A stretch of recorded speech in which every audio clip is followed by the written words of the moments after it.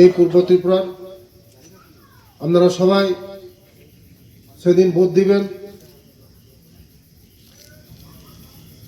আমাদের ক্যান্ডিডেট পূর্ব ত্রিপুরার কৃতি দেবী দেববর্মা এবং পশ্চিম ত্রিপুরার আমাদের যিনি 18 মুক্তিদাতা আমাদের বিপ্লব কুমার দেবজি। আগামী লোকসভা মোদিজি ভারতবর্ষের মধ্যে তৃতীয়বার জন্য আরেকবার মোদিজি প্রধানমন্ত্রী হচ্ছেন। এটা কেউ মোদিজিকে হারাতে পারবে না, শুধু সময়ের অপেক্ষা। মোদিজি 400 সিটের উপরে নিয়ে আছে ভারতবর্ষের প্রধানমন্ত্রী হয়ে। তাই আপনারা সবাই ইলেকশনের রেজাল্টের দিন সবাই প্রস্তুত থাকবেন। আমরা বিপুল ভোটে আমাদের ক্যান্ডিডেটকে আমরা বিপুল মার্জিনে আমরা পাস করব। সিপিএম এর বাক্স খালি হবে, সিপিএম কে কেউ ভোট দেবে না। কারণ সিপিএম কে কেন ভোট দেবে? 35 বছর আমাদের এই ত্রিপুরা রাজ্যের জাতি জনজাতি সবাইকে শোষিত করেছে, বঞ্চিত করেছে, সবাইকে গরিবের নামে শোষণ করেছে, সেই সিপিএম। আজকে আমাদের সরকার আসার পরে সবার জন্য ঘর, সবার জন্য রাস্তা, সবার জন্য জল, সবার জন্য শৌচালয়, সবার জন্য গ্যাস, সবার জন্য ফ্রি রেশন চাল হচ্ছে। তো আগে সিপিএম এর আমলে প্রতি পঞ্চায়েতে ঘর কয়টা আসতো? 5টা 6টা। এখন আমাদের আমলে কত ঘর? প্রধান আছে আমাদের সঙ্গে। আমি আপনাদেরকে বলছি, গড় নেওয়ার লোক থাকবে না, গড় নেওয়ার জন্য লোক থাকবে না। মোদিজি আছে মানে সব কিছু সম্ভব। মোদিজি আছে মানে সবার নিরাপত্তা আছে, মোদিজি আছে মানে সবার গ্যারান্টি আছে। আজকে এই করবল আমি আমাদের সরকার আসার পরে করবমদের জন্য সবার জন্য গড় সিলেকশন করেছে, সবার জন্য গড় দেওয়া হয়েছে। রাস্তা, জল, পানীয় জল, সোলার লাইট, করবম কামি।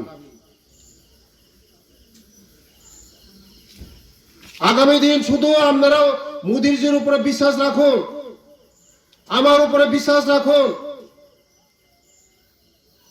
এক ত্রিপুরা শ্রেষ্ঠ ত্রিপুরা হবে, এক ভারত শ্রেষ্ঠ ভারত হবে, এক ত্রিপুরা শ্রেষ্ঠ কৃষ্ণপুর বিধানসভা হবে।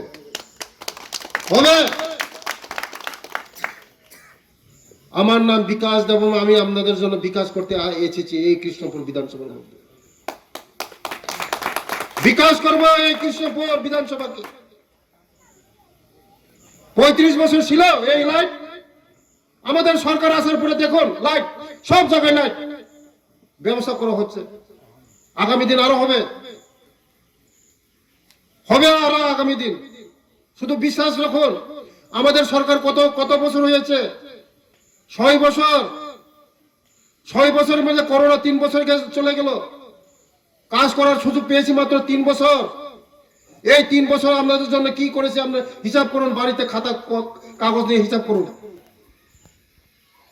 35 বছর যে সরকার করতে পারে না, আমাদের সরকার 3 বছর আমরা করেছি।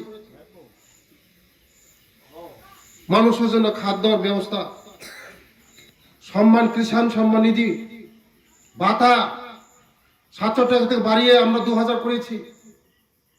সিপিএম কি বলতো আগে? সিপিএম বলতো যদি সিপিএম দেশের থেকে চলে যায় রেগা কাজ বন্ধ হবে, ভাতা বন্ধ হবে, রেশন বন্ধ হবে। সিপিএম দেশের থেকে চলে গেল, এখন কার ভাতা বন্ধ হয়েছে? কারো ভাতা বন্ধ হয়নি বন্ধু। 35 বছরের ভাতা ছিল তাদের 700 টাকা, আমরা 6 বছরে ভাতা বাড়িয়েছি 1300 টাকা। বছরে কত? 35 বছরে যদি 100 টাকা করে তারা ভাতা দিত, 3500 টাকা ভাতা হইতো। আর আমরা 6 বছরে কত? 1300 টাকা বাড়াইছি। মোদিজি আছে মানে সব আছে, কর্মচারীদের জন্য, কৃষকের জন্য, সবার জন্য মোদিজি চিন্তা করে। মোদিজি সবার জন্য চিন্তা করে, বলতে হয় না। এই সিপিএম এর মতন ডেইলি মিছিল, মিটিং, আন্দোলন করতে হয় না। একটা দিনও আপনারা আন্দোলন করতে হয় না। এই গড় পাওয়ার জন্য, ভাতা বাড়ার জন্য একদিনও আন্দোলন করতে হয় না। কেউ বলতে পারবেন না আন্দোলন করতে হয়েছে বলে। এটার নাম মোদিজি। সিপিএম তো 10 দফা 20 দফা কোন জিনিস পেতে গেলে দফা দফা দফা, একটা দফা হয় না। শুধু আন্দোলন আন্দোলন আন্দোলন, গরিবের জন্য, গরিব গরিব গরিব গরিব, গরিবের জন্য কিছু করে না। ভিখারি সরকার, ভিখারির সঙ্গে থাকে কোনো লাভ হবে না আপনাদের। শুধু গরিবের কথা বলে ওরা, গরিবের জন্য কিছু করে না। শুধু গরিবের জন্য কথা বলে, গরিবের জন্য কিছু করে না। ডেলি বলে তারা দুনিয়ার মজদুর এক হোক, দুনিয়ার খেতে খাওয়া মানুষ এক হোক, সব সময় বলে।